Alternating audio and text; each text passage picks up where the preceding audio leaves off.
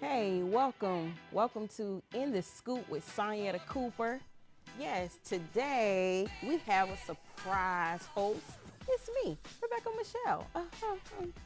So, so we're going to interview the host, the master motivator, Sonyetta Cooper today. Wow, Rebecca, that's a Yes. good switch. Okay. Good afternoon, good morning, good evening from whatever part of the country that you are in. We have a twist for you today here on The Scoop. We have a twist for you today here on The Scoop. You are used to seeing me being the ones to ask the questions, but guess what? Our surprise today is we have a guest host who's actually going to twist this thing around and let me allow my guest host to introduce herself, and then we're going to let you know what's happening Welcome here to the Scoop. on The I Scoop. am Sonyetta Cooper, known as the Master Motivator.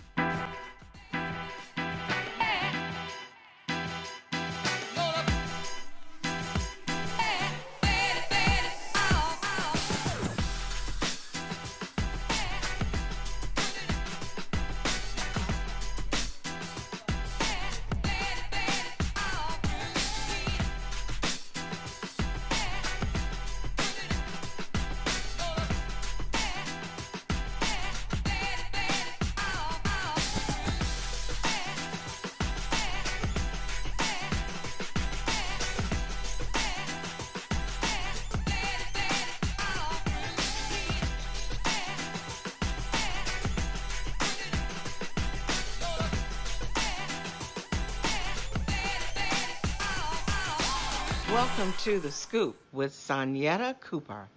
Hey, it's me, Rebecca Jackson, aka Rebecca Day All Day, aka Rebecca Michelle, aka the Lock Visionary.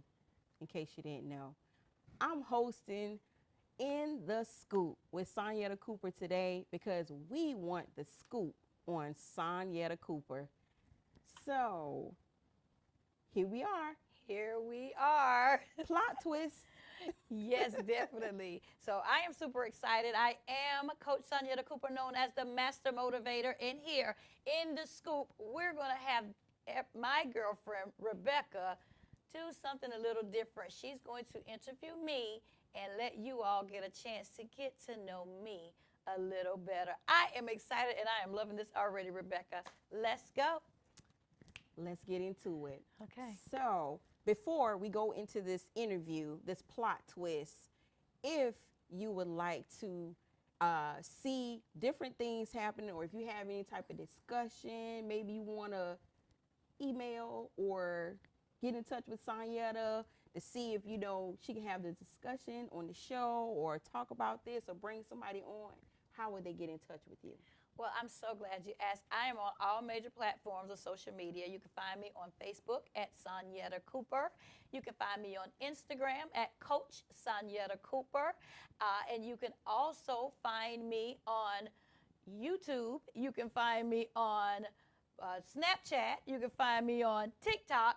And you can find me at Jazzy Nana 843 if you don't pull up Sonyetta Cooper. Either way, if you put in Jazzy Nana 843 or Sonyetta Cooper, you will find me. There you have it. So make sure you like, subscribe, follow, and connect with Sonyetta Cooper because she has the scoop, okay? So, how did you come up with the idea to do this show? That is a great question. So, the visionary of all of this, her name is Dr. Inetta Jenkins. She's the visionary of all of this, and she actually reached out to me after seeing some of the work that I'm doing on social media, and we talked about it. And when we talked about it, I was like, I don't know, because I thought about doing podcasts before in the past. I have always put together content for my businesses and different things. So when she reached out to me, she was like, you should do a talk show. And the more we talked about it, the more I saw another platform, another opportunity to pave the way for other people. So here we are. Here we are in the scoop So, you're a mother, you're a nana, you're a businesswoman. Just give us a little bit about all the things that you do and talk to us about who Sonyetta Cooper is. Wow. Well, I don't think we have enough time, but I'll give you the short version of it. So, outside of being the master motivator, one of the best jobs in the world that I have ever had is to be the mother of 3 adult children and the nana of 11 amazing grandchildren. My children are ages 31, 32, and 34. And then my grandchildren's ages range from 3 years old to 15 years old.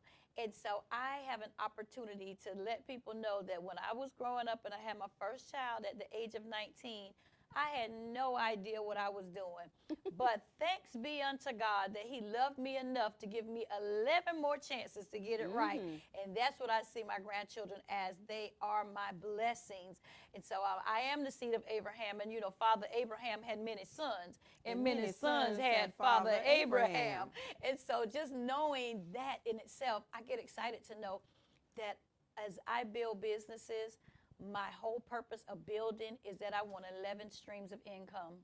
And in those 11 streams of income, whenever my grandchildren are old enough to start a business or walk into a business, I'll already have made a way, because each one of my streams of income is literally for me to be able to finance my grandchildren. That's awesome. Yes. That's awesome. Okay. Well, as you can see, she's doing amazing things, major things, not just for herself, but other women, her family. That's awesome. Yes, I look forward every day of waking up and figuring out what can I do to help someone else. Being an entrepreneur is not an easy job, but it's a job that's worth it. And so I didn't realize that that's what my calling was.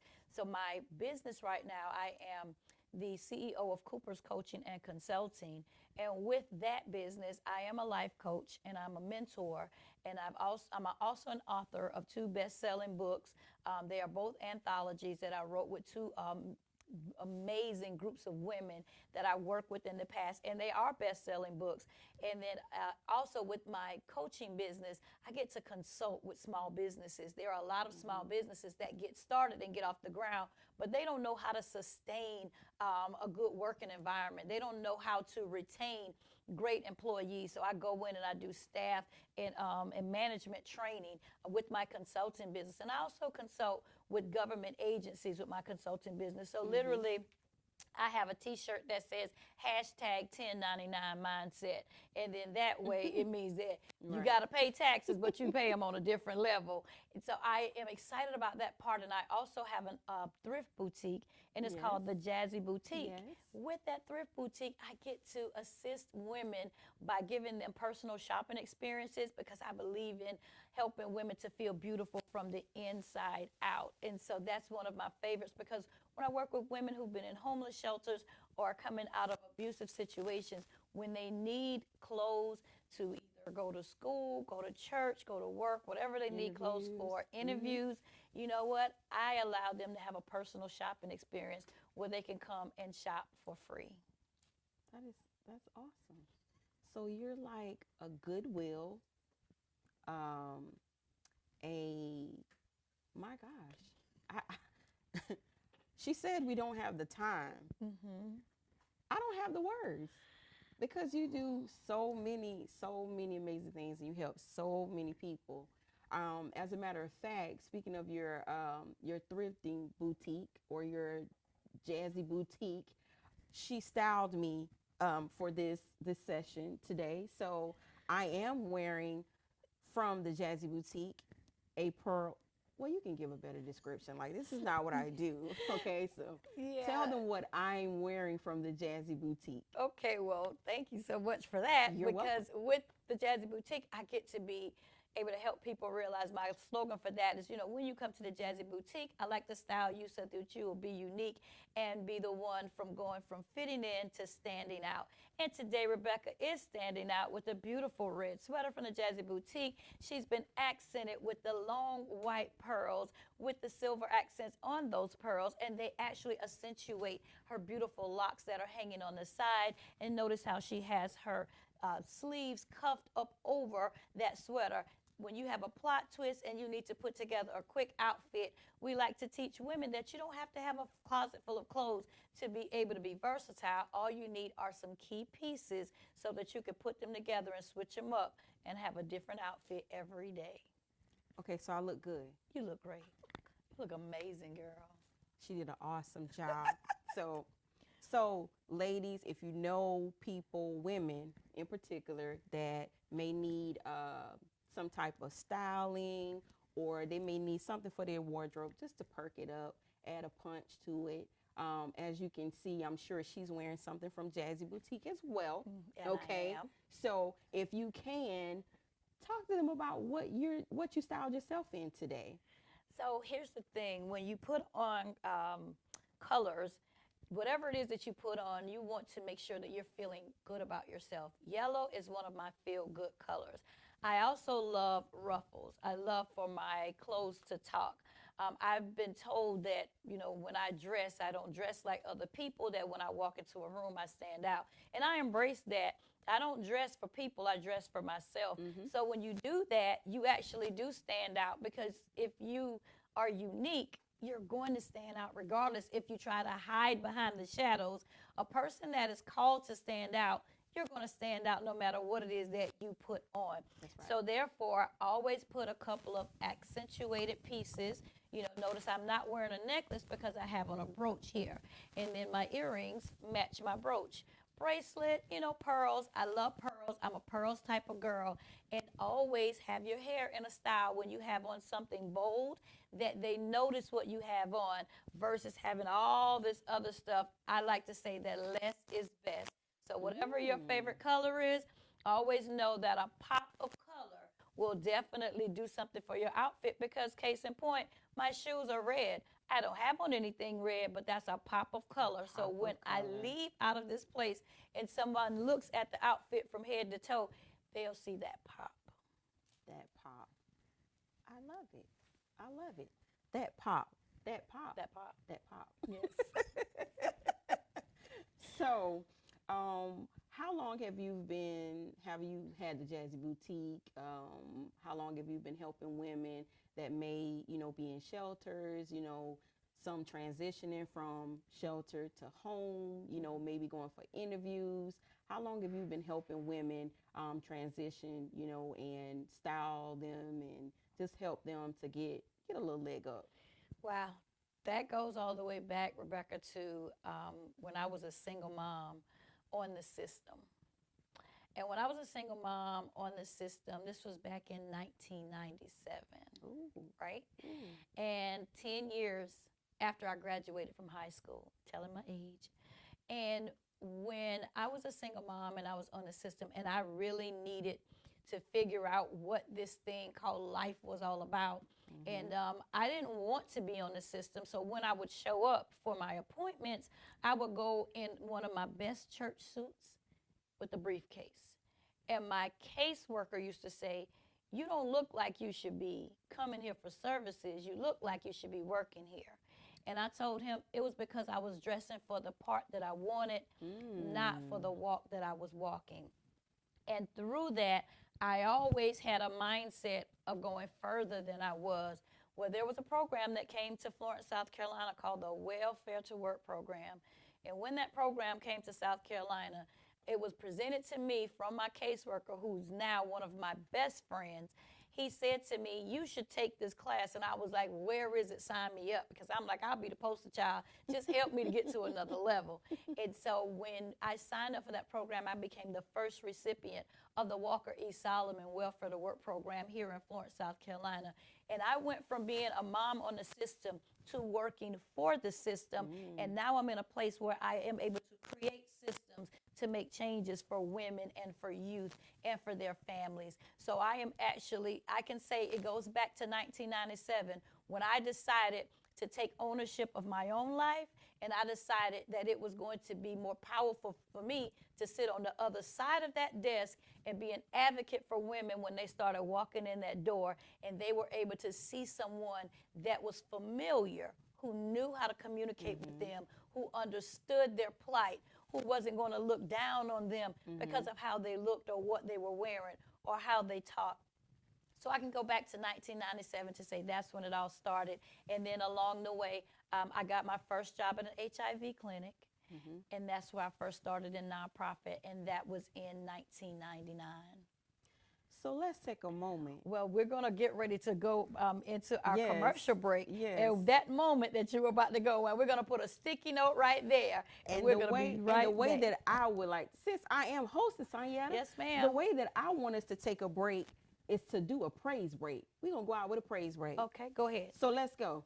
We're going to put a praise on it. We're going to put a praise on it. We'll be back.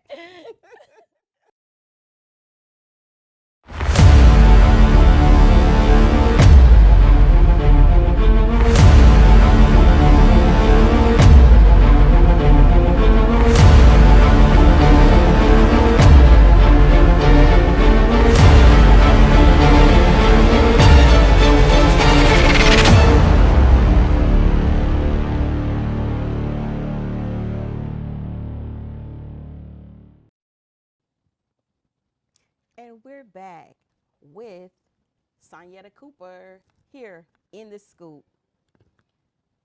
So, Sonyetta, what would you like to talk about next? Well, we were actually kind of in the place of discussing how I started doing what I'm doing, and then also the women that I've been working with and helping. And so after I worked, started my job at that HIV clinic and started on that road of working in nonprofit and helping people and helping the community. Across the years, I've been able to run homeless shelters. I've run homeless shelters for youth. I've run homeless shelters for families. And I'm also still a part of that here in the Florence area. I'm a part of the Homeless Coalition, what we call NOU, and that stands for No One Unsheltered, where we're able to, if one shelter does not have a bed at their shelter, if a person shows up, what they do, up under the city's initiative for homelessness, we're able to contact another shelter and find out if they have a bed. So literally the homeless shelters here in this area work closely together so that we will have no one unsheltered. And if they're not able to find a bed at any of the shelters, they provide a hotel room for them. So through my endeavors in the community and with my own personal business, I'm still connected because I still get phone calls from people who may need help in the community. And what I get to do is I still get to do referrals. So although I saw a need when I was running the shelters, and I realized that people kept coming back. No matter how much we did to assist people, people ended up coming back to the shelter specifically because it was like a revolving door. We could help them, we could motivate them, we can get them out of the shelter. But when they got out there in the real world and the elements got their hands on them, they ended up coming back to the shelter. So with my consulting piece and with my coaching piece, I get to help people to navigate what it feels like to be on your own. If you want to start a business, if you want to do anything that you desire to do, it's always good to have a support system that can help you get to the place that you need to be. Awesome. And speaking of support systems, talk to us about your support system. You have a large, beautiful family, as well as a brother that truly supports you with this show. So talk to us about your support system. Yes, my support system is very strong. I literally love the people that God has placed into my life. I love them with a passion, specifically because when you've sown good seeds, let's go there. When you've sown good seeds and you are the type of person that if people call you and they need you, you're going to show up, and it's not about what you can get from them. It's about what it is that you can give to them. So first of all, you have to have a servant's heart. And when you have a servant's heart, it doesn't matter if you are a leader in your own right. You go into a situation and you want to serve. Here, when I come to this show, when I have to tape a show, I'm looking for opportunities of how I can promote someone else. If it's my brother, if it's my sister, whomever it is, and it doesn't have to be a blood relative, but whomever that person is, if I get an opportunity to provide a platform for people to know what's going on behind the scenes, that's exactly what I want to do. And so my brother, his name is William Stucks. You know, they call him Will Bill, and that's my brother here at AYS Media. He's opened his door for me to be able to utilize this space and be able to tape my show. So that's what happens when you get connected with people and you get to know people and you assist people, people assist you. You look out for God's people, God will make sure that people look out for you. Absolutely. Yes. Absolutely. So support is like a web. I try to look at it that way. It's a web. It's just, you never know. You never know who you're going to meet. You never know who you're going to connect with. And so I thank you for allowing me to be here today, not just to be on your show, but to make connections as well and network. We've been doing that while we've been here, right? Yes, most definitely. Yes. So talk to us about some of the things you may have coming up, you know, in the near future.